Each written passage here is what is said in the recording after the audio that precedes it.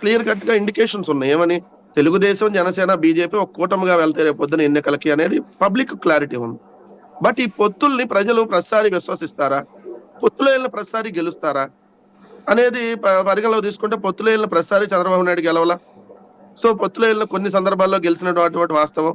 But ఇదే పొత్తు 2014 ఎన్నికల్లో గెలిచారు కదా అనేటటువంటిది పదే పదే ఏదైతే మీడియా కూడా మాట్లాడుతున్నటువంటిదో, లేదంటే మాకు వ్యతిరేకంగా ఉండేటటువంటి వాళ్ళు 2014 రిపీట్ చేసి చూపిస్తాము అనేటటువంటి సందర్భంగా మాట్లాడుతున్నప్పుడు ఖచ్చితంగా పబ్లిక్ కూడా గమనిస్తుంది 2014 సిచ్యువేషన్ ఏంటి, ఎస్ ఇప్పుడున్నటువంటి సిచ్యువేషన్ ఏంటి, ఎస్ 2014లో వీళ్ళ పొత్తు నైతికంగానే జరిగిందా, అనైతికంగా జరిగిందా, ఇప్పుడు పొత్తు నైతికంగా ఉందా, అనైతికంగా ఉందా అంటే పబ్లిక్ ఇంత ఆలోచిస్తారంటే డెఫినెట్లీ ఆలోచిస్తారు సార్.